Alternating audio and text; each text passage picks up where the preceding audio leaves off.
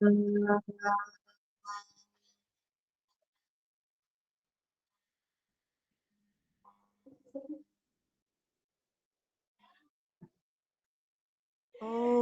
भूर्भुवः स्वः तत्सवितुर्वरेण्यम् भर्गो देवस्य धीमहि धियो यो नः प्रचोदयात्। ॐ शान्ति शान्ति शान्तिः। हरि ओम। दोनों हथेलियों का आपस में घर्षण करें और उससे प्राप्त सकारात्मक ऊर्जा को अपने नेत्र, मुखमंडल और संपूर्ण शरीर पर लगाएं। धीरे से अपनी आंखें खोलें। धन्यवाद। हरिओम मैम। हरिओम सभी को। जी थैंक यू प्रियंका, बहुत बहुत धन्यवाद। माय वॉइस मतलब कि मेरी आवाज ठीक से आ रही है सबको?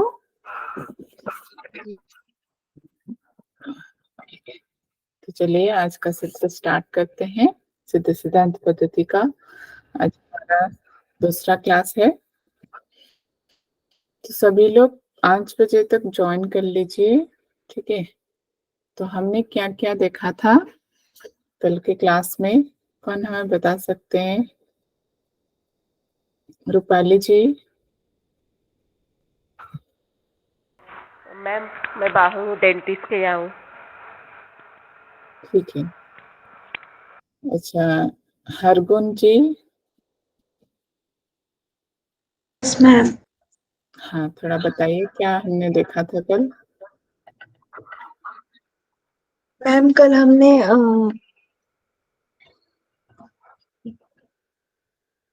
मैम कल सिद्धांत पद्धति के हमने 6 अध्याय देखे थे।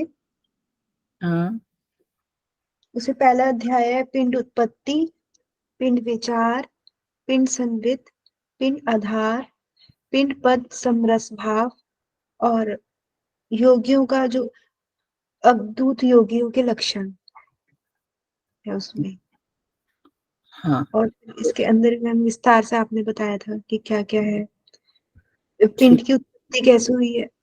जी ठीक है धन्यवाद। अभी हेमलता जी बताएंगी कि और क्या हमने देखा था, पहले क्या देखा था, कौन अच्छे से मैम बता सबसे सकते? पहले हमने देखा था सिद्ध सिद्धांत पद्धति जो है वो गोरक्षनाथ लिखित है, जो 11वीं शताब्दी के हुए थे। उनके कुल वेरी अध्याय देखे थे, 6 अध्याय थे।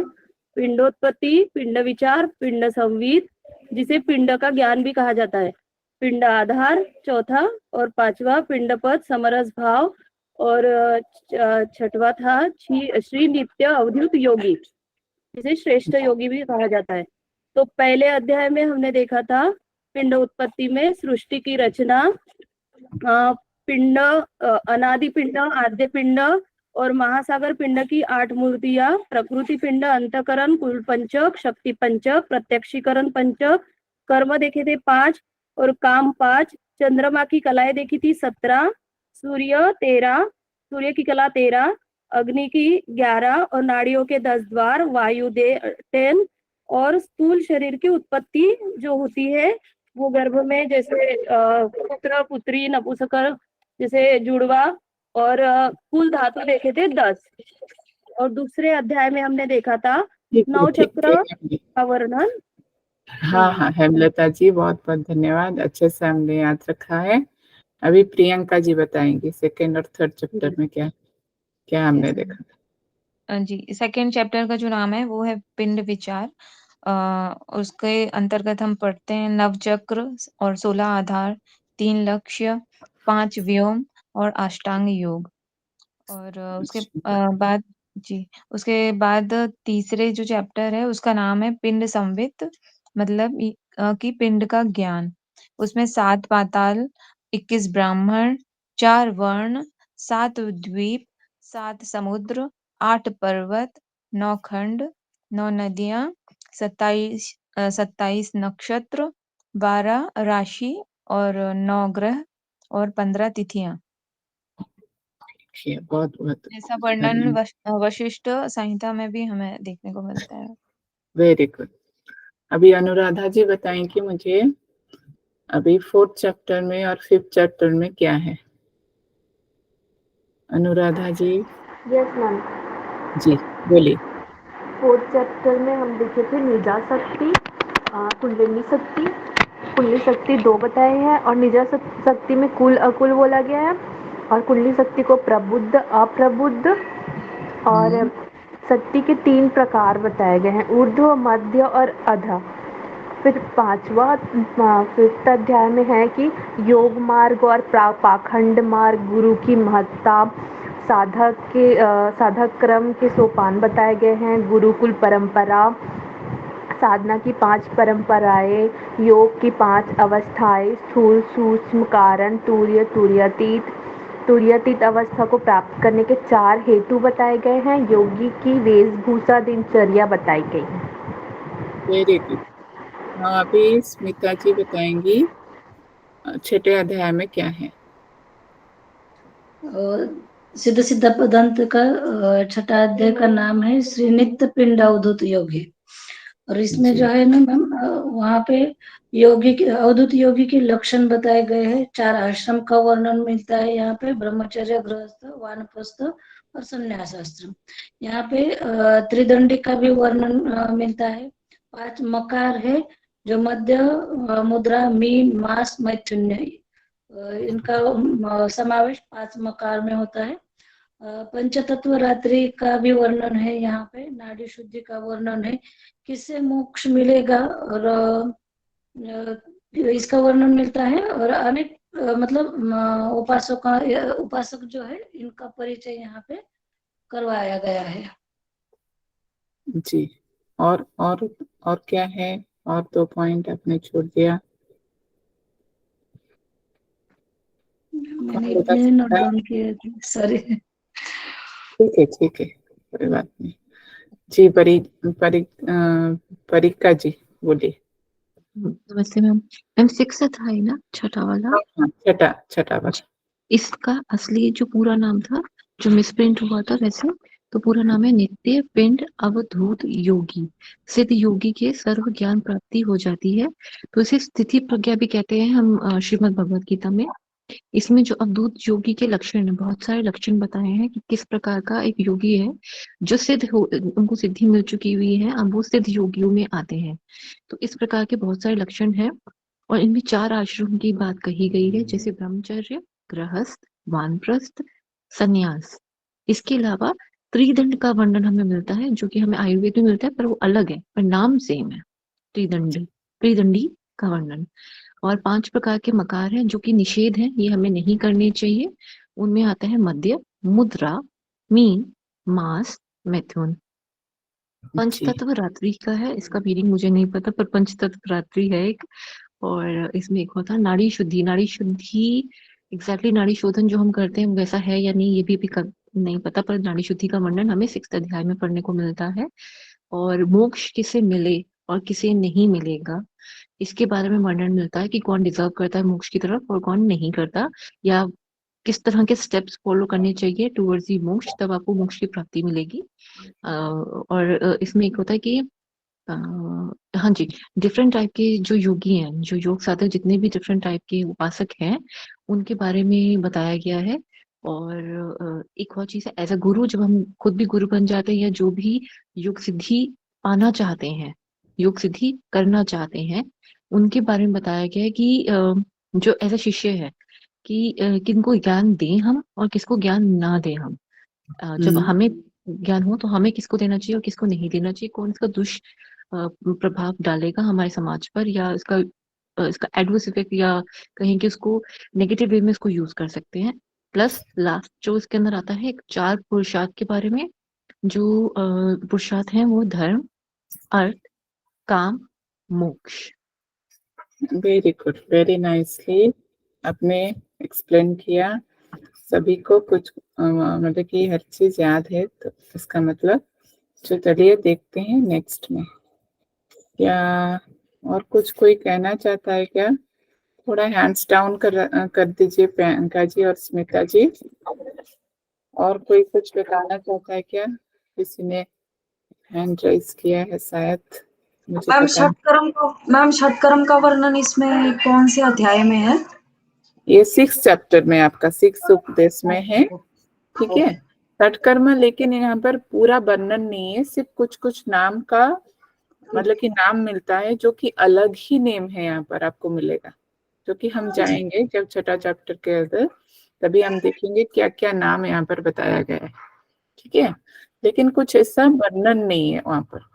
जी परीक्षा जी बोलिए। जी मैम, जैसे अभी पूनम जी ने ये प्रश्न उठाया कि षटकर्म का वर्णन हमें कहाँ मिलता है, तो जी द्वितीय अध्याय में हमें अष्टांग योग पढ़ने को मतलब उसमें है, और चतुर्थ अध्याय में अष्टांग योग का वर्णन है। तो दोनों में अलग अलग तरीके से बताया गया या दोनों में से किसी एक में बताया गया है? नहीं, आपको अष्टांग योग को आपको वहां पर मिलेगा ना, यहाँ पर सिर्फ आपको मतलब कि लास्ट चैप्टर में आपको सिर्फ षटकर्म के बारे में बताया गया है, ठीक है। षटकर्म मतलब आपका क्लींजिंग प्रैक्टिस, जो आपका बॉडी क्लींजिंग कैसे होगा उसके बारे में बोला जा रहा है, ठीक है। और वहां पर आपको अष्टांग योग के बारे में बताया जा रहा है, समझ में आया? नहीं मतलब जैसे अष्टांग क्लेंजिंग टेक्निक से मुझे क्वेश्चन राइज हुआ था इसलिए कि अष्टांग योग जो है वो 2 अध्याय में बताया गया है।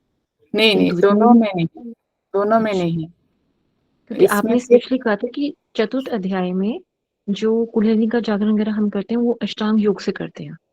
हाँ, वहां पर आपको अष्टांग योगा की प्रैक्टिस करने के बाद ही आपको कुंडलिनी शक्ति का जो जागरण होता है।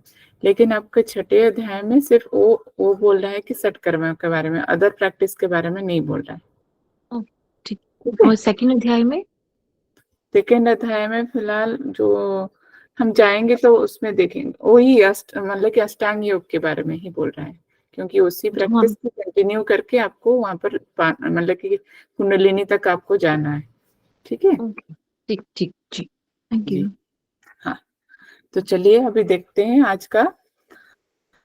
तो फिर से थोड़ा मतलब कि जो भी हमने डिस्कशन किया, क्या क्या चैप्टर हैं, जैसे कि हमने देखा था सिद्ध सिद्धांत पद्धति का मतलब क्या है, जैसे कि सिद्ध गुरु जो हैं उनके बातों पर या फिर उनके दिखाए गए रास्ते पर चलना, उसी को ही बोला गया है यहाँ पर सिद्ध सिद्धांत पद्धति, जिसको गुरु गोरक्षनाथ जी ने लिखा है। और यहाँ पर आपको और भी बहुत कुछ मतलब कि 6 उपदेश में इसको डिवाइड किया गया है। यहाँ पर हर एक चैप्टर को यहाँ पर उपदेश के नेम मतलब कि नाम दिया गया है। तो पहला चैप्टर जैसे कि हमने देखा था कल, मेरा स्क्रीन विजिबल है सभी को? जी मैम। जी ठीक है। तो यहाँ पर हमने वही चीज यहीं पर है, यहाँ पर नोट आउट मतलब कि एक लिखित आकार नोट है, तो मुझे लगता है सबको समझ में आएगा जब मैं समझाऊंगी उसके बाद अच्छे से, ठीक है। तो यहाँ पर देखिए, यहाँ पर जो है रचयिता कौन है, गुरु गोरक्षनाथ, ऑलरेडी हमने डिस्कशन कर चुके हैं। और ग्रंथ के प्रारंभ में इसमें क्या होता है कि पहली बार यहाँ पर जो भी चीज है, जैसे कि आपने हठयोगा प्रदीपिका में भी देखा है, वहां पर जब स्वामी स्वात्माराम स्टार्ट करते हैं कुछ भी लिखना, कुछ भी उपदेश देना, तो वहां पर क्या लिखा है, पहले आदिनाथ जी को मतलब कि वहां पर किसको उन्होंने अपना जो प्रणाम किया है वहां पर हठयोगा प्रदीपिका में, आदिनाथ जी को, श्री आदिनाथ आदिनाथ जी को।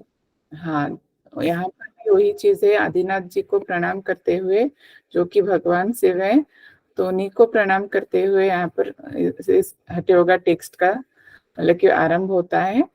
तो इस ग्रंथ में और क्या क्या है ना, यहाँ पर लिखा गया है कि इस ग्रंथ में सिद्ध जनों के सिद्धांत को पहुंचना मतलब कि आपको वहां पर उनके जो रास्ता है उसको बताई गई है, तो इसीलिए इसको सिद्ध सिद्धांत पद्धति कहते हैं, ठीक है, जो कि हमने ऑलरेडी डिस्कशन कर चुके हैं। तो यहाँ पर मेन पॉइंट यहाँ पर स्टार्ट होता है कहाँ से, जब आपको यहाँ पर 2 वर्ड मिलेगा, एक है अंडा जो कि एग जिसको बोलते हैं, और पिंड, जैसे कि हमने देखा था कल के क्लास में। जब पिंड किसको बोलते हैं यहाँ पर मैंने बताया था कल के क्लास में, शरीर शरीर। अंडा या हाँ, अंडा या फिर शरीर को यहाँ पर पिंड बोला गया है। तो अकॉर्डिंग टू द सिद्ध सिद्धांत पद्धति, मतलब कि सिद्ध सिद्धांत पद्धति के हिसाब से, गुरु गोरक्षनाथ के हिसाब से, और हम बोल सकते हैं नाथ संप्रदाय जो गुरु परंपरा को फॉलो करते हैं, वो इसमें विश्वास नहीं रखते कि अंडा या फिर पिंड का कहीं पर उत्पत्ति होता है। तो इसको उन्होंने ठुकराया है कि इसका उत्पत्ति ऐसा कुछ यहाँ से होता है क्या या फिर इससे होता है, ऐसा नहीं है। ठीक है, उन्होंने पहले से ही, पहले श्लोक में ही उन्होंने बोल दिया कि उनके हिसाब से इसकी कोई उत्पत्ति नहीं होती। तो फिर ऐसे कैसे बनता है, कैसे शरीर बनता है, तो कैसे आता है शरीर, और कैसे एक मतलब कि ह्यूमन बॉडी जो शरीर का रूप धारण करता है। तो यहाँ पर बोला गया है कि सभी जो भी हमारा जो भी एक मतलब कि ब्रह्मांड भी है, और हम लोग जो हमारे मानव शरीर भी है, उसके पीछे सिर्फ एक ही मतलब कि एक ही, हम इसको शक्ति तो नहीं बोल सकते, एक ही कारण है, हम कारण बता सकते हैं कि यही एक कारण है जो कि हर चीज के पीछे है यहाँ पर, अकॉर्डिंग टू द सिद्ध सिद्धांत पद्धति। ठीक है, सिद्ध सिद्धांत पद्धति के हिसाब से सारे जो सृष्टि के आरंभ है वो किस वजह से है, ओनली मतलब कि सिर्फ ही कारण है अनाम। तो यहाँ पर अनाम मतलब जो नाम रहित है, जिसका कोई नाम नहीं है। तो यहाँ पर अनाम मतलब यहाँ पर इनडायरेक्टली, यहाँ पर मतलब कि डायरेक्टली भी हम उसको बोल सकते हैं कि प्रेजेंट किया गया है। अनाम मतलब लॉर्ड शिवा, वही सभी सृष्टि के पीछे हैं। हम ऐसे नहीं बोल सकते कि ये अंडे से ये पिंड का मतलब कि उत्पन्न हुआ, ऐसे हम नहीं बोल सकते। तो यहाँ पर बोला जा रहा है, गुरु गोरक्षनाथ बोल रहे हैं कि अनाम ही सबके पीछे, सब सृष्टि का ये जो आरंभ हुआ है, ये जो सृष्टि हम देख रहे हैं, या फिर ये शरीर जो देख रहे हैं, या फिर ये जो पिंड हो रहा है, ये सभी के पीछे एक ही चीज है, एक ही कारण है। वो है कौन है, अनाम, जो कि यहाँ पर मतलब कि शिव जी को बोला जा रहा है।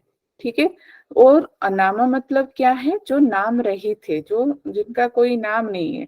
लेकिन यहाँ पर वो मतलब कि फिर से वो श्लोक में बोल रहे हैं कि वही है कुल और अकुल शक्ति के जो धारण करते हैं, वही है अनाम, वही है कौन, लॉर्ड शिवा, मतलब कि वही भगवान शिव है। तो पहले कौन आया, अनाम आया। तो अनाम भी अकेले कुछ नहीं कर सकता, मतलब कि अकेले शिव जी भी, जो शिव जी हैं, वो कुछ नहीं कर सकते। तो वो क्या करते हैं ना, उनसे एक शक्ति का उच्चारण, मतलब कि एक शक्ति का जागरण होता है, जिसको क्या बोला जाता है यहाँ पर, निजा शक्ति। ठीक है, ये कहाँ से निकलता है, अनाम से यहाँ पर। तो अनाम से कौन क्या निकलता है, जो कि परम शिव है। परम शिव की एक अपनी शक्ति होती है, जिसको बोला जाता है निजा शक्ति। तो यहाँ पर बोला जा रहा है कि फिर से कंपैरिजन, कि सिर्फ अनाम होने से भी सृष्टि की रचना नहीं हो सकती, कि पिंड की रचना नहीं हो सकती, कि अगर खाली ही निजा शक्ति अगर है, तो वो भी खाली निजा शक्ति, मतलब कि अकेले कुछ भी शरीर या फिर कुछ भी पिंड या फिर कुछ भी सृष्टि को नहीं बना सकती। जब दोनों मिलेंगे, उसके बाद ही सृष्टि का रचना होगा। ठीक है, तो पहले कौन आएंगे, अनाम, जो कि परम शिव है, और उनसे एक शक्ति निकलेगा, जो शक्ति निकला है, जो इसको बोला जा रहा है निजा शक्ति। जब दोनों मिलते हैं, तभी निजा शक्ति से कौन उत्पन्न होता है, यहाँ पर पराशक्ति।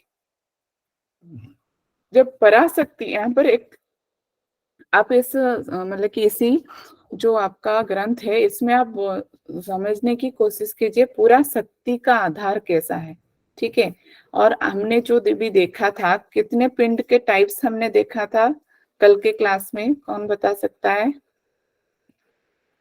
जी, कौन बता सकता। हाँ, अंतरसी जी बोलिए। पर पिंड, अनादि पिंड, अजो पिंड, नहीं आद्य पिंड, सॉरी। हाँ, उसके बाद महाकाश पिंड, और फिर उसके बाद था प्रकृति पिंड। नहीं, थोड़ा गलत हुआ, परिका जी बोलिए। जी मैम, ये है पहले पर पिंड शिव जी का, फिर अनादि आद्य पिंड, फिर महासागर, महासागर के बाद महासकार, 8 मूर्तियों वाले, फिर प्रकृति, और थोड़ा उसके मैं बाद यहाँ अंतःकरण। पर करेक्शन करना चाहती हूँ। जो स्लाइड में महासागर लिखा गया था कल, वो महासाकरा है, वही महासाकरा है। ठीक है, जी ठीक वो है। महासागर नहीं महासाकरा है। तो पहले हम अभी जो पिंड का जो सीक्वेंस देखेंगे, पहला क्या देखेंगे, हमारा परापिंड। ठीक है, उसके बाद देखेंगे आद्य पिंड। तो उसी के हिसाब से एक बाय एक जाएंगे। लेकिन वो यहाँ पर जो बोला जा रहा है सिद्ध सिद्धांत पद्धति में, हम यहाँ पर किसका पहले देखेंगे, परापिंड का। ठीक है, तो परापिंड कैसे निर्मित होता है, तो यहीं पर यहाँ पर फास्ट डिस्कशन है। तो पहले आया कौन सा कारण, कौन है सबके पीछे, अनाम। तो अनाम जो है परम शिव है, तो उनसे निकलता है नीजा शक्ति। तो नीजा शक्ति जब अनाम के साथ मिलते हैं, उसके बाद आता है पराशक्ति। ठीक है, तो परा के बाद पराशक्ति से निकलता है अपराशक्ति, अपराशक्ति से निकलता है सूक्ष्म शक्ति, सूक्ष्म शक्ति से निकलता है कुंडलिनी शक्ति। उसके बाद इसके जो कुंडलिनी शक्ति से कौन मिलता है आपको, देखिए ये पूरा आपका, तो यहाँ पर कुंडलिनी शक्ति जब मिल जाता है, परापिंड। परापिंड का निर्माण होता है। लेकिन यहाँ पर आपको याद रखना पड़ेगा, यहाँ इसका सीक्वेंस जो है, और यहाँ पर सिर्फ यही 5, मतलब कि नीजा शक्ति, पराशक्ति, अपराशक्ति, सूक्ष्म शक्ति, कुंडलिनी शक्ति, यही 5 मिलकर सिर्फ परापिंड का निर्माण नहीं करते, इनके भी और 5-5 गुण हैं। ठीक है, नीजा शक्ति के 5 गुण है, पराशक्ति के 5 गुण है, अपराशक्ति के 5 गुण है, सूक्ष्म शक्ति के 5 गुण है, कुंडलिनी शक्ति के भी 5 गुण है। तो टोटल कितने गुण हो गए यहाँ पर, टोटल कितने गुण हो गए सबका, 5-5, 25 गुण हो गए। तो इसका मतलब ये जो मेन गुण है, मतलब कि मेन जो पार्टीशन है, जो मेन एनर्जी है, शक्ति है नीजा, परा, अपरा, सूक्ष्म और कुंडलिनी, ये 5 हो गए। और उनसे भी निकले हैं और 5-5 जो इनके गुण हैं। ठीक है, तो अभी ये 5 जो गुण है नीजा के, और परा के जो ये 5 गुण हैं, और अपरा के जो ये 5 गुण हैं, और सूक्ष्म के जो ये 5 गुण हैं, और कुंडलिनी के जो ये 5 गुण हैं, मतलब कि ये टोटल 25 गुण। और ये जो मेन आपका एनर्जी, मतलब कि शक्ति है, नीजा, परा, अपरा, सूक्ष्म, कुंडलिनी को मिलाकर एक पिंड का निर्माण होता है, जिसको बोला जाता है क्या, परपिंड। जो कि उनको भी यहाँ पर परपिंड जो निर्माण होता है, उसको भी यहाँ पर शिव के नाम पर मतलब कि वर्णित है। शिव, वो परापिंड किसको यहाँ पर दर्शाता है कि शिव जी ही वहीं पर शिव ही है, जो परापिंड है वो शिव है। स्टार्ट कहाँ से हुआ था, आरंभ कहाँ से हुआ था, अनाम से, जो कि शिव ही है, परम शिव है। और यहाँ पर परापिंड भी मिलता है, वो भी कौन है, शिव है। तो यहाँ पर याद रखना होगा कि अनाम जो बोला गया है, वो भी मतलब कि शिव जी को ही यहाँ पर दर्शाया गया है सिद्ध सिद्धांत पद्धति में, और परपिंड भी यहाँ पर शिव जी को ही बोला गया है। तो परपिंड का निर्माण कैसे हुआ ना, जो वो 5 शक्ति और उसके जो 5-5 गुण हैं, उनको मिलाकर परपिंड का निर्माण है। ठीक है, तो यहाँ पर जो 5-5 गुण है, ये आपका क्या क्या है, पहला क्या है, निजा शक्ति का गुण जो है, पहले है नित्यता,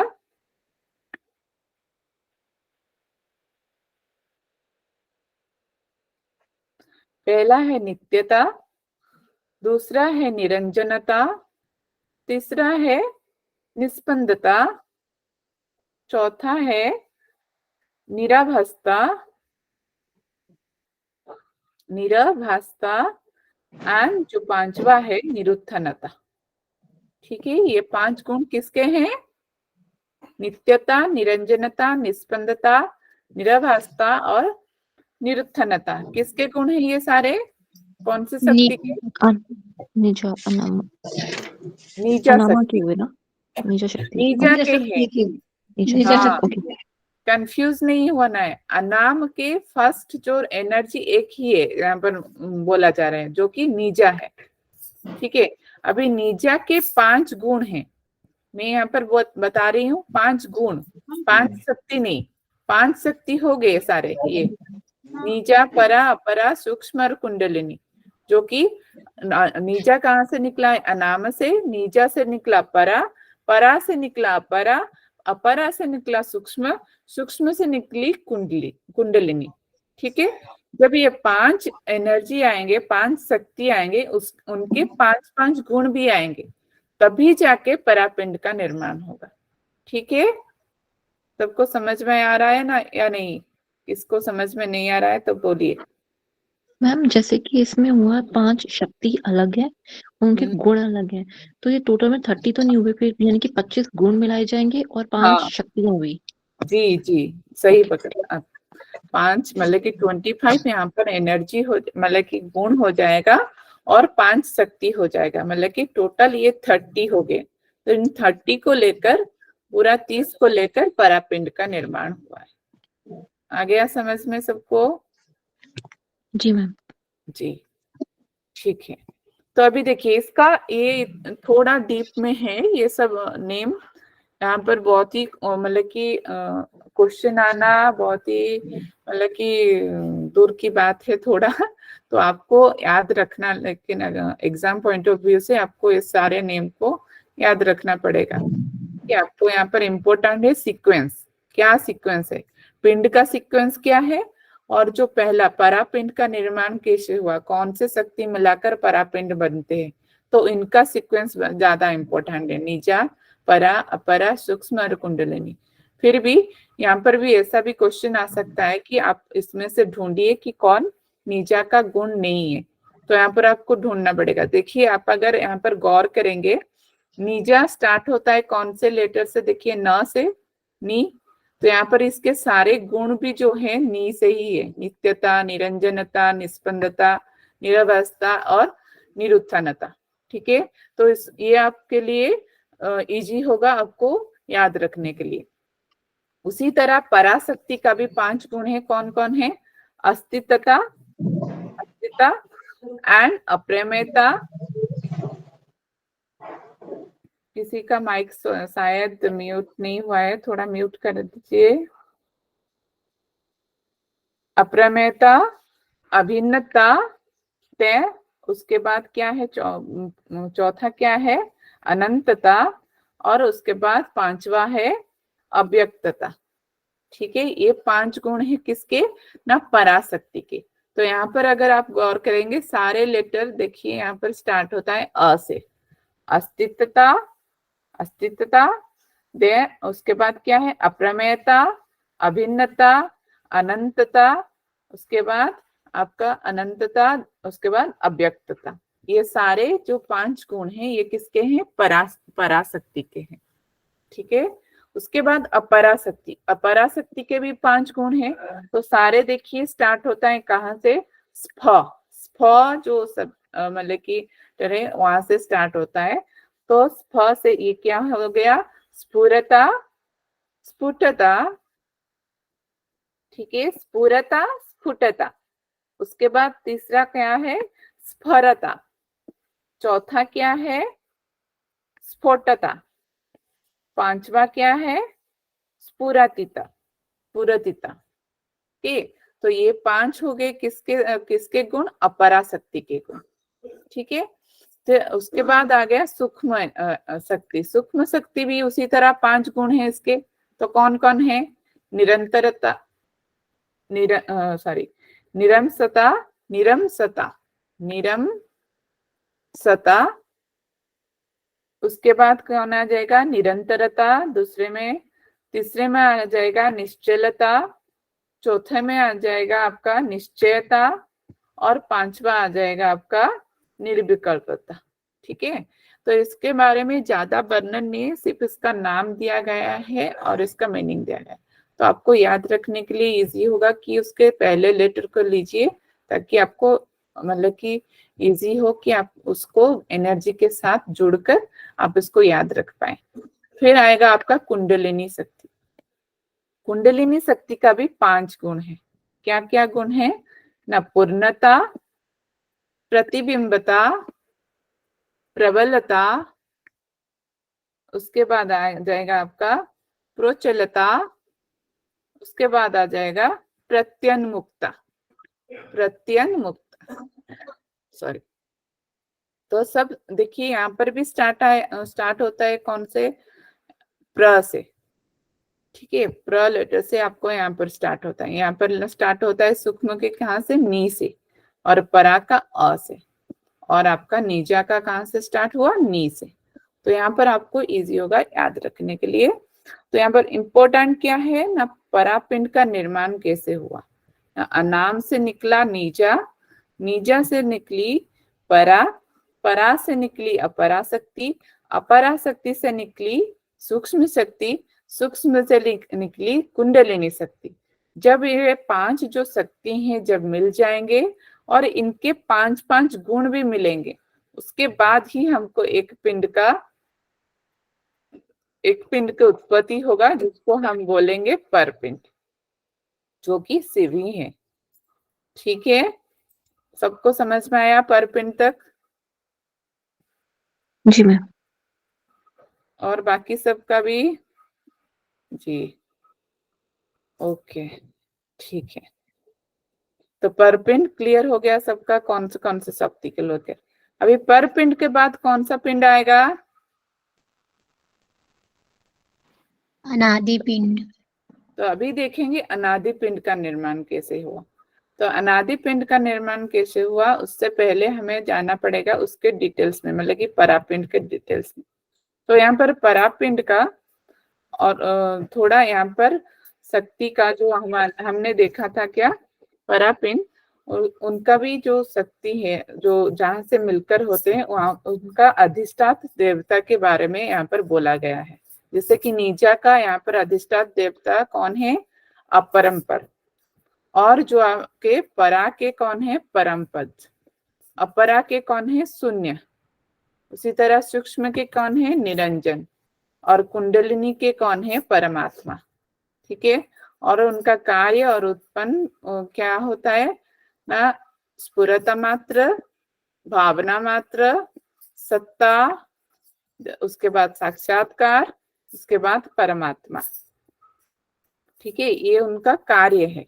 तो जो अधिष्ठात देवता मिले, किसके मिले, जो परापिंड मिलाए हैं। कौन परापिंड मिलाए हैं, कौन परापिंड का उत्पत्ति किया है, जो नीजा शक्ति, पराशक्ति, अपराशक्ति, सूक्ष्म शक्ति और कुंडलिनी शक्ति। तो इन सारे शक्तियों का अधिष्ठात देवता भी यहाँ पर वर्णन है।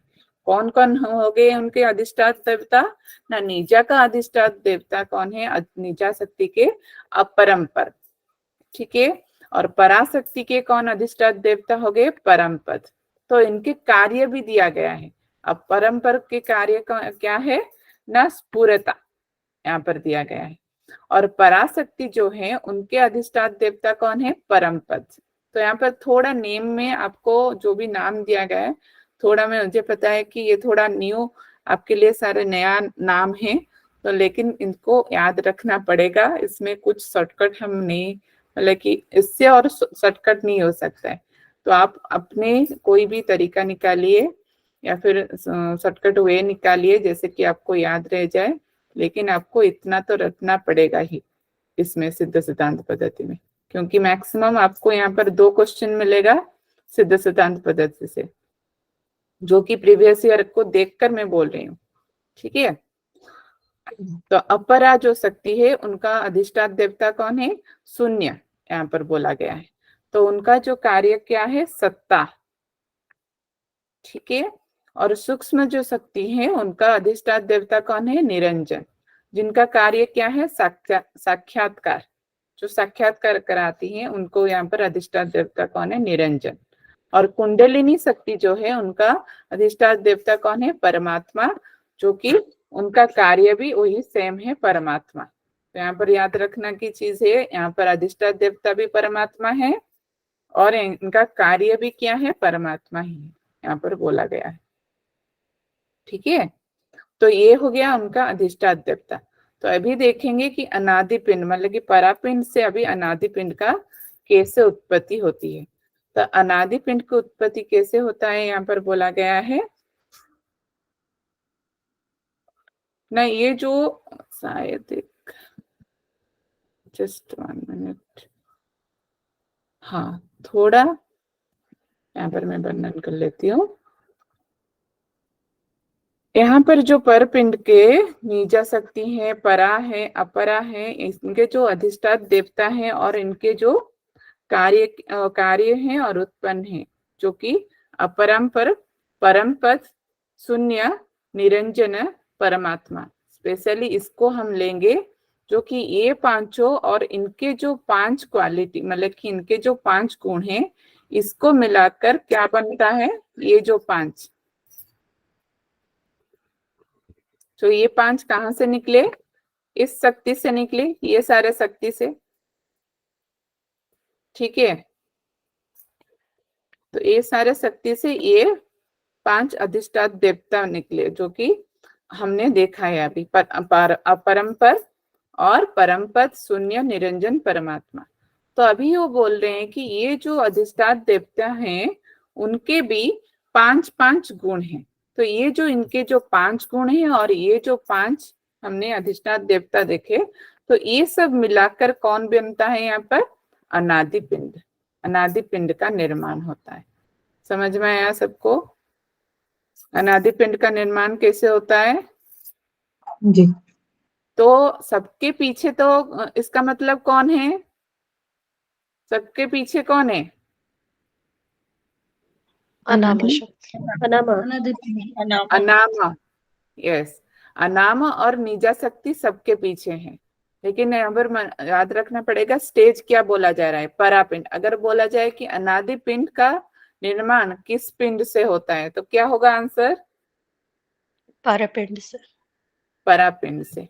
और परापिंड के क्या कौन कौन, मतलब कि कौन कौन मिलाकर परा, मतलब कि अनादि पिंड बनता है, यहाँ पर 5 शक्ति और उनके गुण। यस, 5 शक्ति और उनके जो गुण हैं, इनको मिलाकर अनादि पिंड बनता है। उसके बाद अनादि पिंड के बाद हम देखेंगे क्या है, आदि पिंड।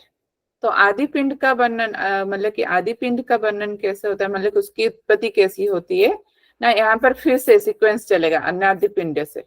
तो यहाँ पर बोला गया है कि अनादि पिंड जो है, उससे उसका भी 5 जो शक्ति है, क्या क्या है ना। पहला शक्ति क्या है, परमानंद। दूसरा है प्रबोध। उसके बाद है चिदद्वय। उसके बाद है प्रकाश। उसके बाद है सोहम भाव। तो ये 5 हो गए अनादि पिंड के शक्ति, ठीक है। क्या क्या है, पहला है परमानंद, दूसरा है प्रबोध। लेकिन देखिए यहाँ पर सीक्वेंस बोला जा रहा है कि अनादि पिंड से उत्पन्न हुआ कौन, परमानंद। परमानंद से उत्पन्न हुआ प्रबोध। प्रबोध से उत्पन्न हो रहा है चिदोदय। चिदोदय से उत्पन्न हो रहा है प्रकाश। प्रकाश से उत्पन्न हो रहा है सोहम भाव। तो जब ये फिर से वो बोल रहा है कि जब ये 5 जो अनादि पिंड के 5 हैं, यहाँ पर जो शक्ति बोला जा रहा है, उनके जो इनके भी 5-5 गुण हैं सारे। परमानंद के भी 5 गुण, प्रबोध के भी 5 गुण, चिदद्वय के भी 5 गुण, प्रकाश के भी 5 गुण, सोम भाव के भी 5 गुण। जब ये 5 गुण, मतलब कि 25 गुण, और ये जो 5 शक्ति जब मिलेंगे, तभी जाके आद्य पिंड का उत्पन्न होगा। तभी जाकर कौन बनता है, यहाँ पर कौन सा पिंड आ गया यहाँ पर, आद्य पिंड। ये कौन से नंबर में आएगा, अगर हम परापिंड 1 हुआ, अनादि पिंड 2nd हुआ, तो आद्य पिंड क्या हो जाएगा, थर्ड वन। तो कहाँ से बन रहा है यहाँ पर आद्य पिंड ना, जो अनादि पिंड के 5 शक्ति हैं, उनको मिलाकर उसके साथ 5-5 इनके सभी के 5-5 गुण, मतलब कि 25 गुण मिलाकर, और ये जो 5 शक्ति को मिलाकर यहाँ पर किसका उत्पन्न हुआ ना, आद्य पिंड का उत्पन्न हुआ। तो उसी तरह फिर से वो सीक्वेंस चलेगा लास्ट पे। तो आद्य पिंड हो गया, अभी आद्य पिंड बन गया। अभी आद्य पिंड से कौन बनेगा, यहाँ पर बोला जा रहा है कि यहाँ पर कौन बनेगा, महासाकरा पिंड का निर्माण होगा। तो महासाकरा पिंड का निर्माण कैसे हो रहा है, ना आद्य पिंड का फिर से यहाँ पर आ जाएगा 5 शक्ति। तो यहाँ पर जो 5 शक्ति है आपको यहाँ पर इजी है याद रखने को। देखिए आकाश पंच तत्व जो है, वायु, अग्नि मतलब कि तेज, सलील मतलब किसको बोलते हैं, सलील किसको बोलते हैं, जल, पानी को, जल और पानी को, और पांचवा है पृथ्वी। तो इसके पहले सिर्फ महा लगा दीजिए तो यहाँ पर हो जाएगा क्या, इसका पहला एनर्जी क्या है, पहला शक्ति क्या है, महाकाश, महावायु, महातेज, महासलील और महापृथ्वी। जब ये पांचों मिल जाएंगे आद्य पिंड से कौन निकलता है, पहले सीक्वेंस थोड़ा याद रखना पड़ेगा यहाँ पर कि आद्य पिंड के जो 5 शक्ति हैं वो क्या क्या है, उनका सीक्वेंस मतलब कि इनका जो सिस्टमेटिकल ऑर्डर है आपको यहाँ पर याद रखना पड़ेगा। तो पहला आएगा कौन, महाकाश, महावायु, महातेज, महासलील, महापृथ्वी। ठीक है, तो आद्य पिंड से ये 5 आ गए उसके एनर्जी।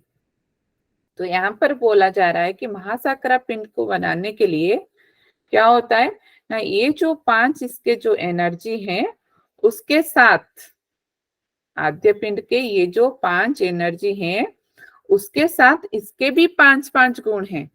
ठीक है, तो यहाँ पर आपको 5 नंबर जो है सबसे ज्यादा याद रखना पड़ेगा कि सिद्ध सिद्धांत पद्धति में बोला गया है 5-5-5, मतलब कि सारे पिंड का यहाँ पर 5-5 गुण, 5-5 एनर्जी आ रहे हैं, शक्ति आ रहे हैं, उसके साथ फिर से 5-5 गुण आ रहे हैं। कहाँ तक, आद्य पिंड तक। तो आद्य पिंड का जो ये 5 शक्ति है और 5-5 इसके जो 25 गुण हैं, इनको मिलाकर कौन बन रहा है यहाँ पर ना, महासाकरा पिंड। ठीक है, महासाकरा पिंड का उत्पत्ति हो गया। ये 5 भूतों और उनके जो 25 गुण हैं उनको मिलाकर महासाकरा पिंड का उत्पन्न हो। तो महासाकरा पिंड का यहाँ पर बोला जा रहा है कि महासाकरा पिंड को उत्पन्न करने के बाद यहाँ पर गुरु गोरक्षनाथ उसके बाद वर्णन कर रहे हैं कि महासाकरा पिंड को ही शिव कहते हैं यहाँ पर। तो देखिए शिव के कितने नाम हो गए। पहले किसको बोला गया, शिव, अनामा को। दूसरे में किसको बोला गया, शिव। फिर कहाँ पर बोला गया है शिव, परपिंड, परापिंड को भी शिव बोला गया है। तो यहाँ पर देखिए थर्ड में क्या बोला जा रहा है, महासाकरा पिंड भी शिव ही है। ठीक है, तो शिव यहाँ पर अनाम को बोला गया है, परापिंड को बोला गया है और महासाकरा पिंड को भी बोला गया है। तो ये बहुत ही इंपॉर्टेंट है, तो इसको याद रखना पड़ेगा। तो यहाँ पर देखिए अभी महासाकरा पिंड का उत्पन्न हो गया, उसके बाद यहाँ पर बोला गया है कि महासाकरा पिंड के 8 मूर्तियां हैं। ठीक है, मतलब कि 8 फॉर्म्स जो हम बोलते हैं, 8 मूर्तियां हैं यहाँ पर। तो उनका भी क्रम आपको याद रखना पड़ेगा कि किनका कर्म है, मतलब कि कर्म क्या है, क्रम क्या है। तो क्रम क्या है, पहला यहाँ पर याद रखना पड़ेगा कि महासाकरा पिंड को ही शिव बोलते हैं। तो पहला आ गया शिव, इसीलिए पहला जो मूर्ति है उनका नाम भी क्या आ गया, शिव आ गया। देखिए इस हिसाब से याद रखिए कि महासाकरा पिंड को ही शिव बोलते हैं और शिव ही पहला उनका क्या होता है, क्रम में पहला मूर्तियां होते हैं, उनका नाम क्या है, शिव। तो यहाँ पर बोला जा रहा है कि शिव से भैरव का उत्पन्न होता है, भैरव मूर्तियां की, और भैरव से क्या होता है, श्रीकंठ, श्रीकंठ से उत्पन्न होता है सदाशिव, सदाशिव से उत्पन्न होता है ईश्वर, ईश्वर से उत्पन्न होता है रुद्र, रुद्र से उत्पन्न होता है विष्णु, विष्णु से उत्पन्न होता है ब्रह्मा। ठीक है, तो हम मतलब कि आरंभ कहाँ से किए थे, शिव से, लेकिन पहुंच गए कहाँ तक, ब्रह्मा तक। ठीक है, सबको कवर अप करके देखिए, अगर आप इसको ध्यान से देखेंगे ये 8 मूर्तियों के, शिव जो है, भैरव जो है, श्रीकंठ जो है, सदाशिव जो है, ईश्वर जो है, रुद्र जो है, ये सारे किनके नाम हैं, सारे किनके नाम हैं, शिव जी के, शिव जी के ही नाम हैं। तो लास्ट में आपको ये दोनों को याद रखना पड़ेगा, विष्णु, विष्णु से निकलते हैं कौन, ब्रह्मा। तो यहाँ पर बोला गया है कि ब्रह्मा ही तो है, सबसे सब सृष्टि को बनाते हैं कौन है? ब्रह्मा। यहाँ पर पहले बोला गया कि शिव सबके पीछे है, कारण है, लेकिन रचयिता कौन है? कौन उनको बनाते हैं? यहाँ पर ब्रह्मा। तो यहाँ पर बोला गया है कि ब्रह्मा के देखने मात्र से ही, जो ब्रह्मा जो है लास्ट, जो आपके मूर्तियां हैं, मूर्तियां में से लास्ट वाला कौन बन गया? ब्रह्मा। तो ब्रह्मा जो है उनके देखने मात्र से ही 5 महाभूतों और 5 तत्वों वाले स्त्री और पुरुष रूप शरीर उत्पन्न होता है। ठीक है, उनके ये जो ब्रह्मा है उनके देखने मात्र से ही स्त्री और पुरुष की रचना होती है, वह स्त्री और पुरुष की शरीर उत्पन्न होता है। तो यहाँ पर क्वेश्चन आ सकता है कि अकॉर्डिंग मतलब कि सिद्ध सिद्धांत पद्धति के हिसाब से, ग्रंथ के हिसाब से कहाँ से स्त्री और पुरुष के शरीर का उत्पत्ति होती है? कहाँ से होता है? शिव, ब्रह्मा, रुद्र, सदाशिव, कहाँ से होता है? ब्रह्मा ब्रह्मा के देखने मात्र से। ब्रह्मा के देखने मात्र से ही। तो यहाँ पर आपको वेरी वेरी इंपॉर्टेंट आपका ये है ब्रह्मा जी जो है, क्योंकि यहाँ पर चारों और आपको शिव ही मिलेंगे, लेकिन आपको यहाँ पर जो मेन जो रीजन है यहाँ पर बोला गया है कि ब्रह्मा है। चारों ओर देखिए हमने शिव शिव शिव ही देख रहे हैं, लेकिन एक ही जगह पर लास्ट में इनको क्या बोला गया है कि ब्रह्मा ही है, जिनके देखने मात्र से ही ये पूरा जो पंचभूत का शरीर है स्त्री और पुरुष का, उसका उत्पन्न होता है। ठीक है, तो जब वो पंचभूत का शरीर का उत्पन्न होता है, इसीलिए और क्या होता है इस भूतास के बारे में यहाँ पर बोला गया है। पंचभूत क्या क्या है? तो पंचभूत क्या क्या है यहाँ पर, किसके बाद यहाँ पर पंचभूत के बारे में यहाँ पर वर्णन किया जा रहा है? कौन से पिंड के बाद? महासागर। महासाकरा, मतलब कि परापिंड हो गया, अनादि पिंड हो गया, आद्य पिंड हो गया, महासाकरा पिंड हो गया। अभी महासाकरा पिंड के बाद हमको कौन मिलेगा? यहाँ पर देखिए, यहाँ पर और एक है कि महासाकरा पिंड के जो हम यहाँ पर जो स्त्री और पुरुष रूप शरीर उत्पन्न होता है, तो यहाँ पर इसको क्या बोला गया है? प्रकृति पिंड।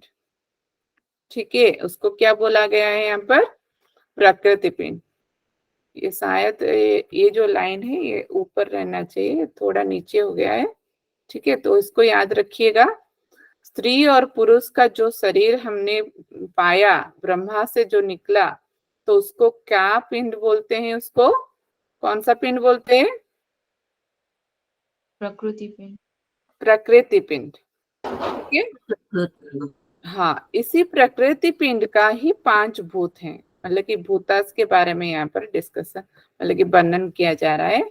तो 5 जो भूतास के बारे में यहाँ पर बोला गया है, क्या क्या है?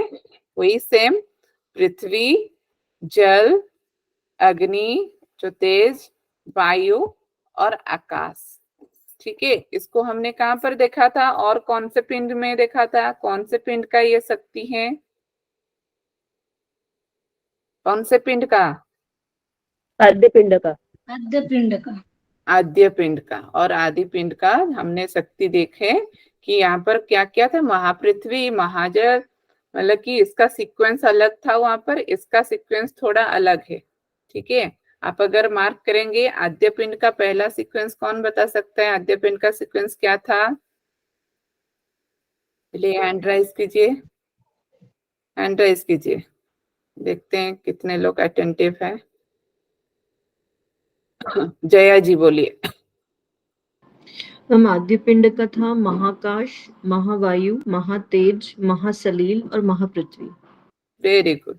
अभी मेघा जी बोलेंगी कि हमारा प्रकृति पिंड का सीक्वेंस क्या है? मेघा जी। जी मैम, प्रकृति का पहले पृथ्वी, फिर जल, तेज, वायु, फिर आकाश। जी, तो आपको सीक्वेंस यहाँ पर याद रखना पड़ेगा। ठीक है, वेरी गुड मेघा जी। तो यहाँ पर पहला था आद्य पिंड का क्या क्या था ना? पहला आएगा आकाश, लेकिन यहाँ पर देखिए आकाश आ रहा है लास्ट में। ठीक है, और आद्य पिंड का दूसरे में क्या आएगा? वायु। यहाँ पर देखिए वायु आ रहा है 4th में। ठीक है, थोड़ा प्रकृति पिंड और आद्य पिंड को एक साथ लिख लीजिए ताकि अच्छे से आपको याद रह जाए उसका सीक्वेंस क्या है। जो आद्य पिंड में जो पहला और दूसरा था, यहाँ पर वो चौथा मतलब कि पांच मतलब कि लास्ट से हो रहा है, पांचवा और चौथा में है।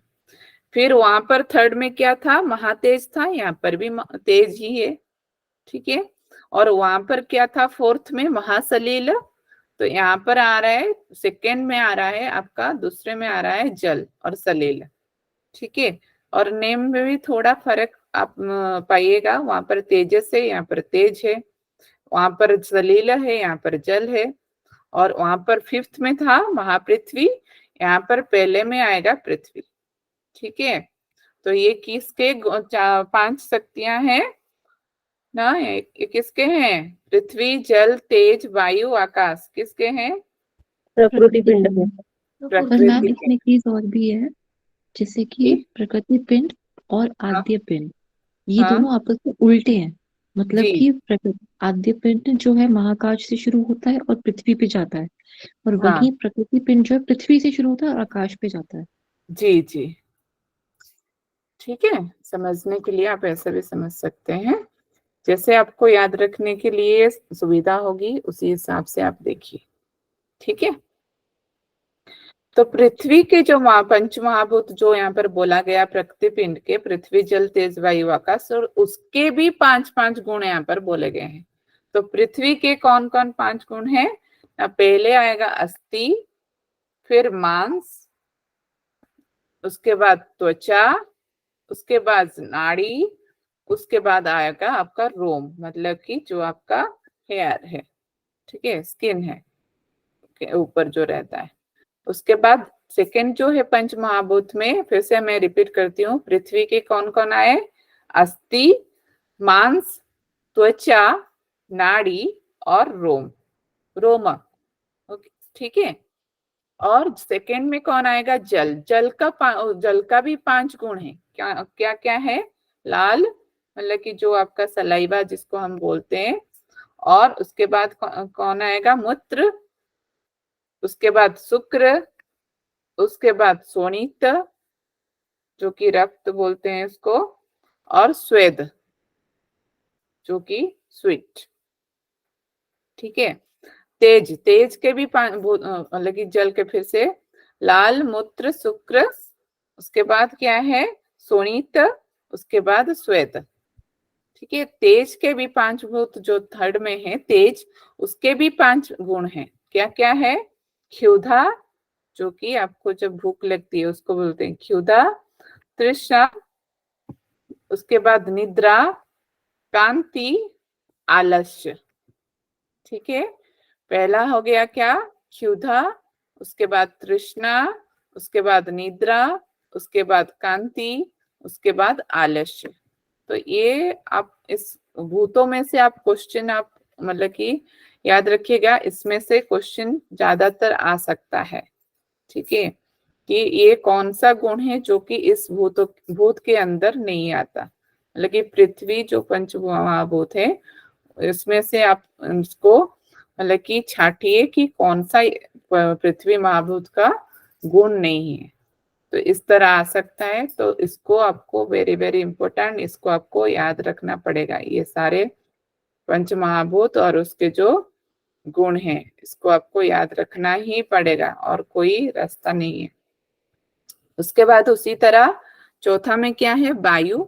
तो वायु का क्या है, देखिए उसके हिसाब से उसके जो गुण होते हैं उसी के हिसाब से ही ये भूतों के गुण ही यहाँ पर दिया गया है, ठीक है।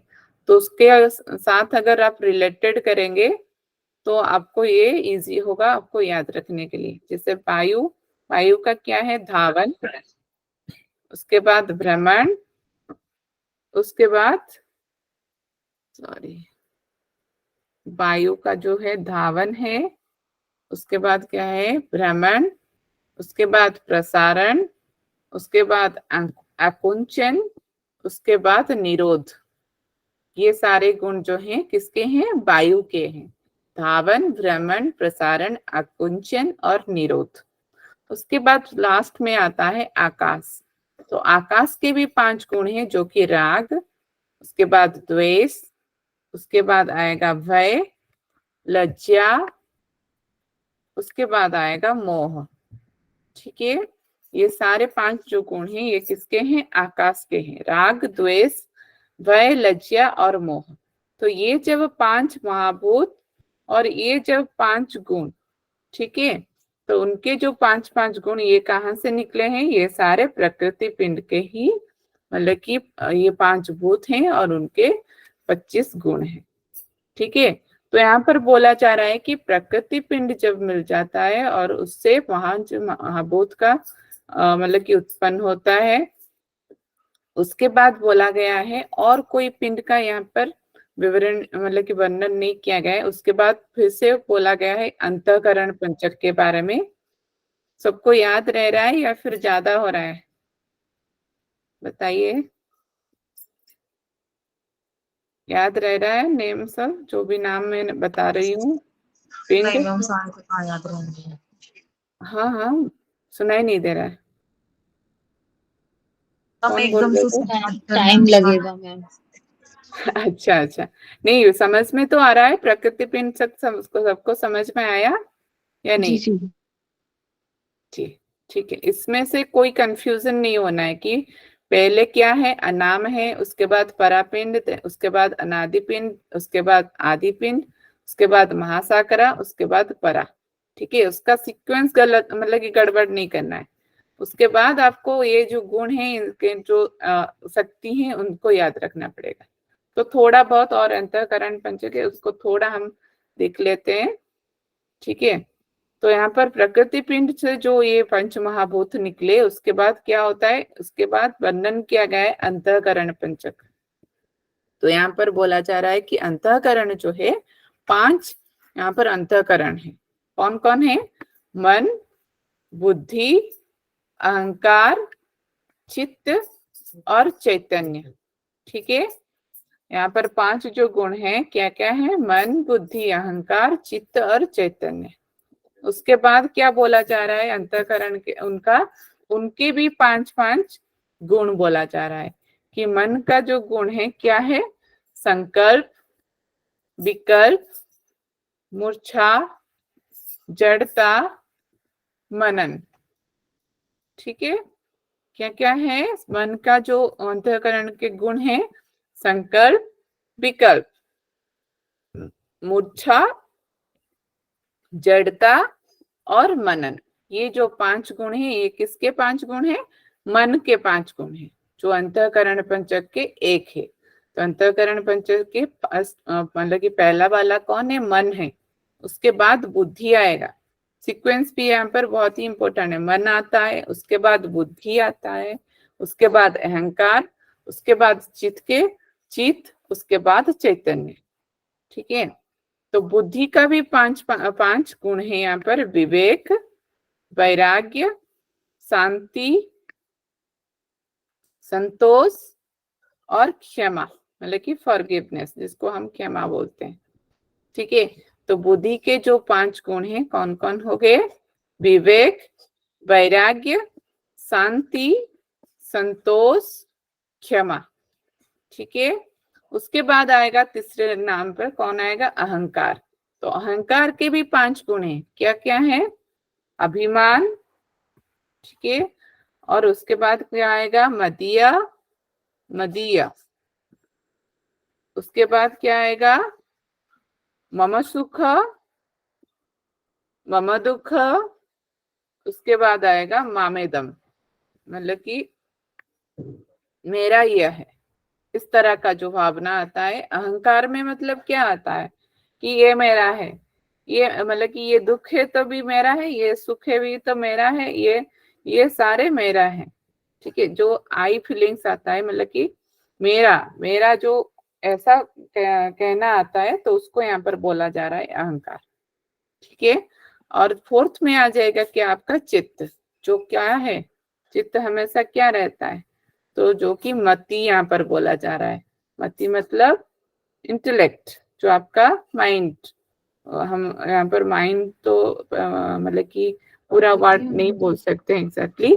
जी, कौन बोल रहे हैं? मैम मतलब मति तो मतलब बुद्धि से रिलेट करते ना, ये चित्त। हाँ जी जी, बुद्धि, बुद्धि को हम बोलेंगे यहाँ पर। मति मतलब बुद्धि। तो मति, धृति, स्मृति, ठीक है, त्याग और स्वीकार, ये सारे जो 5 गुण हैं ये किसके हैं? चित्त के हैं। उसी तरह चैतन्य जो 5वां हमारा एनर्जी है, 5वां हमारा शक्ति है, उसके भी 5 गुण हैं। क्या क्या है? विमर्श, उसके बाद सिलाना, उसके बाद धैर्य, उसके बाद चिंतन, उसके बाद निस्पृहा, ठीक है, निस्पृहा। ये सारे जो 5 गुण हैं ये सारे किसके हैं?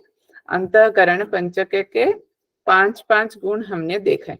तो मन के देखे, बुद्धि के देखे, अहंकार के देखे और चित्त के देखे और चैतन्य के देखे, ठीक है। तो आज हम यहीं तक खत्म करते हैं। नेक्स्ट क्लास में हम देखेंगे कुल पंचक और जो हमारे व्याक शक्ति पंचक है, ठीक है। सबको समझ में आया जितना भी हमने डिस्कशन किया आज? मैम आपने वो जो बताया था वो महासाकार है या महासाकरा है? क्या प्रोनाउंसिएशन? महासाकरा, महासाकरा, ओके। महासाकरा पिंड, ठीक है। और किसी को कुछ डाउट है?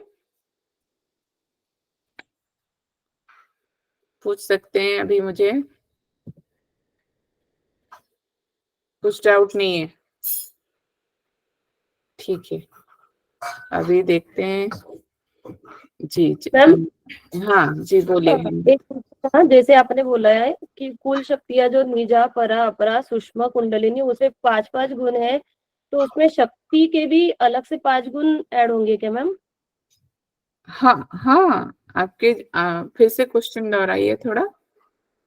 जो आपने बोला था निजा, परा, अपरा शक्ति हाँ जो है हाँ, सूक्ष्म, ये है कुंडलिनी। शक्ति, निजा शक्ति हाँ। जो है, पराशक्ति जो है, ये मेन शक्ति है। उनके हाँ। जो 5 गुण हैं वो सारे वहां पर हमने बोला ना ये कि 30 जो है पूरा मिलाकर उनको परा, मतलब कि आपका परापिंड का उत्पन्न होता है, ठीक मतलब है। शक्ति के भी 5 गुण उसमें ऐड हो जाएंगे। जी जी, नहीं तो 30 कैसे होंगे? हाँ ठीक जी है मैम। जी। अभी और किसी का? और किसी का कुछ डाउट?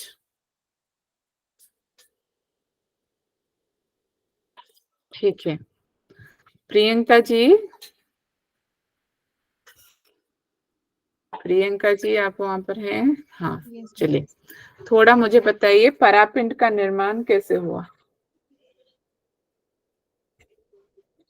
चलिए जल्दी से। जी, परापिंड मैम अभी मैं कल बता दूं क्या? मैंने एक्चुअली अभी लिखा नहीं है, मैं सुन रही थी, तो मैं कल बता दूंगी। अभी थोड़ा सा ध्यान नहीं आ रहा है। अच्छा, कुछ भी याद नहीं आ रहा है? पहला पिंड क्या था? पहला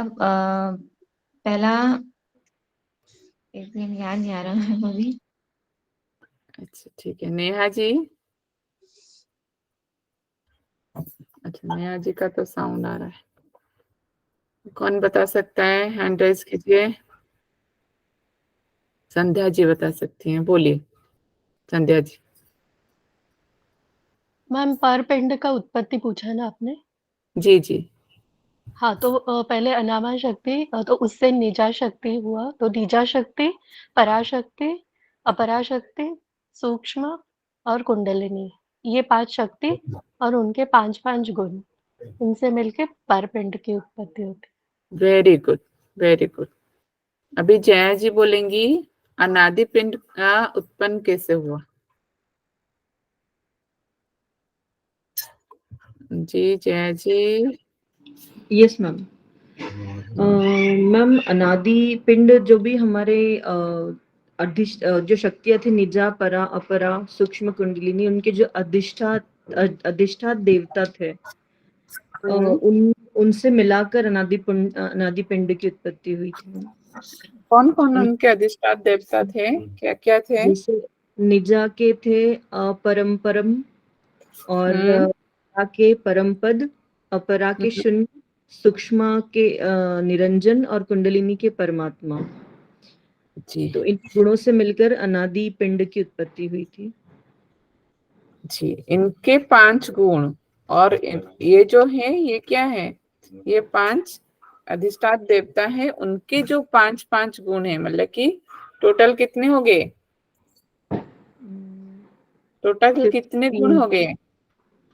25 जी 25 गुण को मिलाकर अनादि पिंड का रचना हुआ और या फिर उसका उत्पन्न हुआ। जी अब अभी स्मिता जी बोलेंगी कैसे आदि पिंड का रचना कैसे हुआ। स्मिता जी। जी आदि पिंड का रचना जो है मैम, पहले आदि पिंड परमानंद प्रबोध के हुआ, फिर चिदुदय का निर्मित हुआ, फिर प्रकाश और प्रकाश से सोहम और सोहम से मैं का भाव निर्माण हुआ। नहीं अच्छे से आद्य पिंड मैं पूछ रही हूँ, आद्य पिंड का निर्माण। सॉरी मैम, आद्य पिंड की निर्मित महाआकाश, फिर महावायु, महातेज आया, महातेज से महासलिल आया और महासलिल से पृथ्वी की निर्मित हुई। नहीं, फिर से आपने गलत कर दिया। ठीक है, सुनिए, थोड़ा आप कंफ्यूज हो गई हैं। मैं अभी किसके बारे में पूछ रही थी? आद्य पिंड के बारे में। ठीक है, तो आद्य पिंड कहाँ से निकला? परापिंड के जो 5 अधिष्ठान देवता हैं और उनके जो 5 गुण हैं, उनको मिलाकर यहाँ पर कौन बना? अनाद्य पिंड। तो मैं अभी पूछ रही हूँ कि आद्य पिंड का निर्माण कैसे हुआ। ठीक है, तो थोड़ा और एक बार सुन लीजिए ताकि आपको करेक्ट हो जाए उसको। जी मुझे पता है परिका जी, आपको पता है, मैं थोड़े अलग इनको पूछ लेती हूँ, उसके बाद आपके पास जाऊंगी। ठीक है, नेहा देंगिया जी बोलिए। नेहा जी बोलिए। जी मैम, आद्य पिंड पूछ रहे हैं ना मैम? हाँ जी मैम। ये अनादि पिंड से निकला, इसमें फिर ये परमानंद, प्रबोध, क्या था मैम, ये चिदुदय, प्रकाश और सोहम भाव। हाँ जी, चिदुदय, प्रकाश और सोहम भाव और प्लस उसके बाद ये क्या होगी? ये उसके प्रत्येक के 5 गुणों से आद्य पिंड बना। जी वेरी गुड, मैम इससे अभी आद्य क्लियर पिंड हो गई? जी। हाँ जी, आप कुछ बोलना चाहती हैं नेहा जी?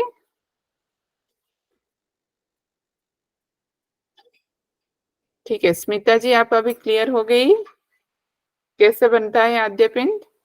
जी मैम। हाँ ठीक है, तो अभी हेमलता जी बोलेंगी कि हमारा जो परापिंड आद्य पिंड होता है उसका निर्माण कैसे हुआ। फिर से नहीं, सॉरी, उसके बाद क्या आता है? महासाकरा पिंड का निर्माण कैसे हुआ? ये पंचमहाभूत और उनके गुणों से मिलाकर महासागरा पिंड की उत्पत्ति हुई। किसके पंचमहाभूत से मिलाकर? कौन से महातत्व? वो महातत्व कहाँ से आए?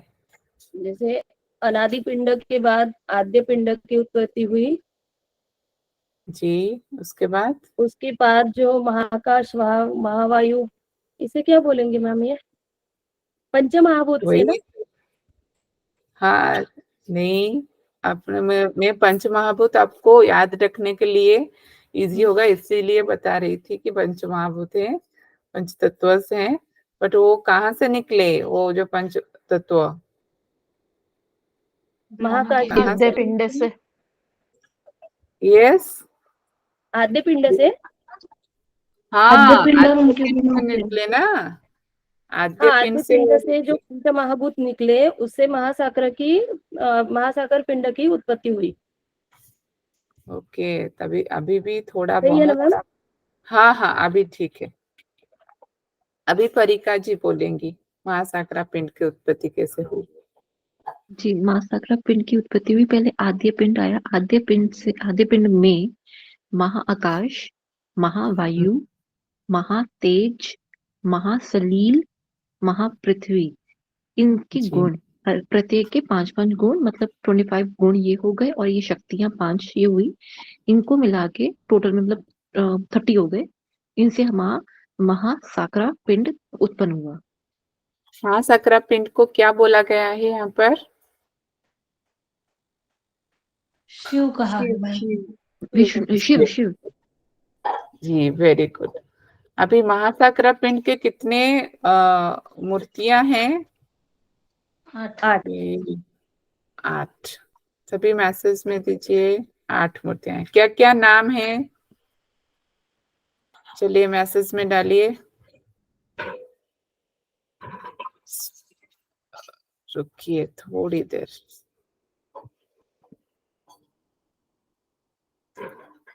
हैंड राइज कीजिए जिसको याद है, पूरा जिसको याद है हैंड राइज कीजिए। ठीक है, हरगुन जी बोलिए। हरगुन अरोरा जी मैम। जी बोलिए। शिव, हाँ भैरव, श्रीकंठ, सदाशिव, ईश्वर, रुद्र, विष्णु, ब्रह्म। जी वेरी गुड। ब्रह्मा से कौन निकले हैं? Very good Parika ji, Megha ji also good. Everyone in correct order, everything in correct order. Okay, स्त्री और पुरुष की रचना हुई। यस, ब्रह्मा से किसकी रचना हुई? स्त्री और पुरुष की रचना हुई। जिसको क्या पिंड बोलेंगे यहाँ पर? चलिए मैसेज बॉक्स में दीजिए। वेरी गुड मेघा जी, प्रकृति पिंड। ये स्त्री और पुरुष और प्रकृति पिंड की रचना हुई। हाँ very good everyone, all answers are correct. अभी मुझे बताएंगे कि प्रकृति पिंड से जो भूताज निकले उनके सीक्वेंस क्या है? सारे भेजिए, मैसेज बॉक्स में डालिए।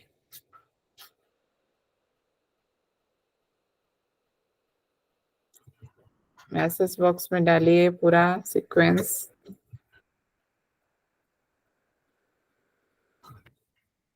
वेरी गुड परीक्षा जी। जया जी अनम्यूट कीजिए और बोलिए। Yes ma'am. प्रकृति पिंड से पृथ्वी, जल, तेज, वायु और आकाश। Very good. तो इसी तरह आपको हर चीज को याद रखना पड़ेगा। अभी वेरी गुड स्मिता जी, बहुत अच्छा। अभी कौन मुझे बता सकता है अंतःकरण पंचक के कौन से 5 अंतःकरण पंचक हैं? हैंड राइज कीजिए। ओके, स्मिता जी ऑल्सो नो, जया जी सब ओके। स्मिता जी बोलेंगी। Very good Neha ji. अंतःकरण 5 ज्ञानों का समूह बोला है। वहां से मन की निर्मित हुई, मन से बुद्धि, बुद्धि से अहंकार, अहंकार से चित्त और चित्त से चैतन्य। उनके 5 गुण भी दिए हुए हैं। मन का वेरी जो गुड। है नहीं ज्यादा अभी आप उसको याद रखिए, ठीक है? ओके। अभी बोलने की जरूरत नहीं है, ठीक है? तो मैं अभी सोच रही मतलब कि जितना आज हमने डिस्कशन किया सारे बहुत आप सबको याद आ गए, जो मेन पॉइंट्स हैं। थोड़ा उसके पीछे जो 5 गुण है उसको भी थोड़ा याद करने की कोशिश कीजिए, क्योंकि आज ही बात आज ही कर लीजिए ताकि कल जो पढ़ेंगे वो ज्यादा ना लगे। जी परिका जी, आप कुछ बोलना चाहती हैं? जी मैम, एक क्वेश्चन है मेरा। जैसे कि अभी तक हम शक्तियां पढ़ रहे थे पिंड में, मतलब पिंड में शक्ति पढ़ी प्लस उनके गुण। तो अंतःकरण में इसको क्या कहेंगे? शक्ति तो वो नहीं बोलेंगे, मन बुद्धि अहंकार चित्त चैतन्य को, तो उनके गुण तो हो गए, लेकिन इसको कहेंगे क्या अंतःकरण की इन चीजों को? ये उसको अंतःकरण पंचक ही बोल रहे हैं। इनका और कुछ भी मतलब कि शक्ति एनर्जी ऐसे कुछ नहीं बोल रहा है। इसको बोल रहे हैं कि डायरेक्टली अंतःकरण पंचक हैं 5, जो कि आहिस्ता आहिस्ता सब चीज जब आपके प्रकृति पिंड का निर्माण हो रहा है उसके बाद भूतास निकल रहे हैं। तो 5 भूतास कौन कौन है वो जो निकले, ठीक है। फिर वो बोल रहा है कि फिर निकला कौन, अंतःकरण पंचक निकलता है। अंतःकरण पंचक कौन कौन है, मानस, बुद्धि, अहंकार, चित्त और चैतन्य। उसके भी 5-5 गुण निकल रहे हैं, लेकिन यहाँ पर नहीं बोला जा रहा है कि इसका ये एनर्जी है या फिर इसका ये शक्ति है। यहाँ पर डायरेक्टली नेम दिया गया है कि अंतःकरण पंचक, मतलब ये चीज अंतःकरण पंचक में आता है, ठीक है जी जी जी। ठीक है, तो स्मिता जी शांति पाठ करा दीजिए। स्मिता जी। ओके, सब लोग सीधे बैठेंगे, दीर्घ लंबी सांस लेंगे, दोनों हाथों को नमस्कार मुद्रा। जो भी आज हमने पढ़ा है उसको याद करने की कोशिश करेंगे।